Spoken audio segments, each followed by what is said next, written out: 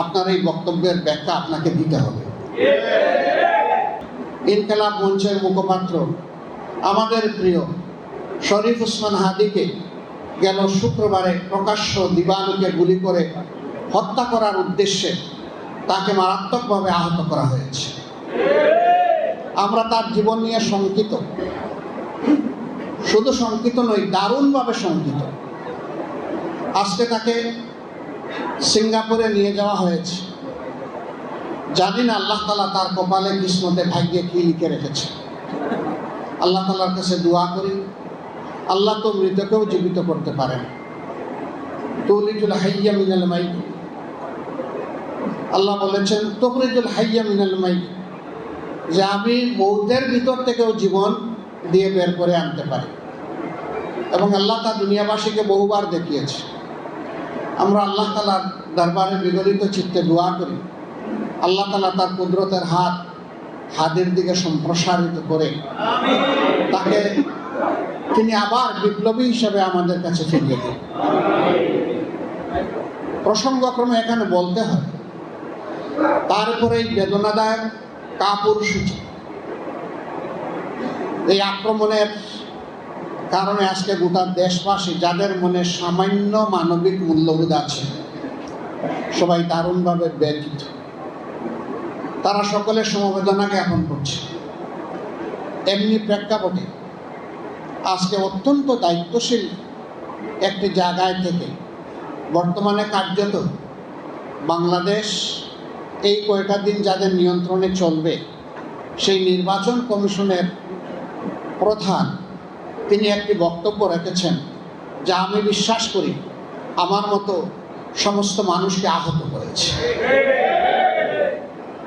তার উদ্দেশ্য দেখা আমাদের দায়িত্ব নয়, বক্তব্যের বিষয় জাতির সামনে এসেছে। জাতি তার এই বক্তব্যকে মোটেই ভালোভাবে গ্রহণ করেন, অথচ তিনি আসেন একটি নিরপেক্ষ জায়গায় বসে। আমি তাকে বিনয়ের সাথে অনুরোধ করব, আপনার এই বক্তব্যের ব্যাখ্যা আপনাকে দিতে হবে। জাতির মনে আপনি বক্তব্য দিয়ে দুঃখ সৃষ্টি করেছেন, এই দুঃখ দূর করার দায়িত্ব আপনার। আপনাকে প্রমাণ করতে হবে আপনি যে সেন্সিটিভ জায়গায় এখন দায়িত্ব পালন করছেন, এই জায়গায় দায়িত্ব পালনের জন্য আপনি উপযুক্ত ব্যক্তি। এটা আপনাকেই প্রমাণ করতে হবে। এই জন্য আমি অনুরোধ করব, দেরি না করে তিনি যেন তার বক্তব্যটি জাতির সামনে স্পষ্ট করেন। তাহলে জাতি তার ব্যাপারে যদি কোনো দুঃখ পেয়ে তাকে হয়তো দূর হবে, না হয় জাতি সিদ্ধান্ত নেবে। দুইটার যে কোনো একটা হবে।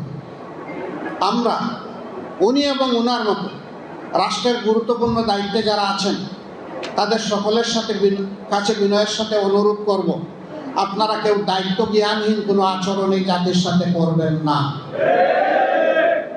সকল জায়গা থেকে আমরা দায়িত্বপূর্ণ আচরণ দেখতে চাই। সরকার শরীফ ওসমান হাদির ব্যাপারে, তার চিকিৎসার ব্যাপারে তারা পদক্ষেপ নিয়েছেন, সরকারকে আমরা সাধুবাদ জানাই। কিন্তু আমরা এটাও চাই না এইরকম তরুণ বিপ্লবীরা আহত হবে, মৃত্যুর দুয়ারে চলে যাবে, তারপরে সরকার নড়ে চড়ে বসবে, আমরা এটাও চাই না। বরঞ্চ এই অবস্থা, এই দুঃসাহস কেউ যাতে না দেখাতে পারে, এই জন্য সরকারকে তার দায়িত্ব অবশ্যই পালন করতে হবে। দেশের নাম্বার 1 ট্রেডিং অ্যাপ নিফটি ফার্স্টে পাচ্ছেন ট্রেডিং এর সব সুবিধা, dual exchange access, company analysis, portfolio তৈরি করা সহ আরও অনেক ইউনিক ফিচারের সাথে ট্রেড করতে ডাউনলোড করুন এক্ষুনি।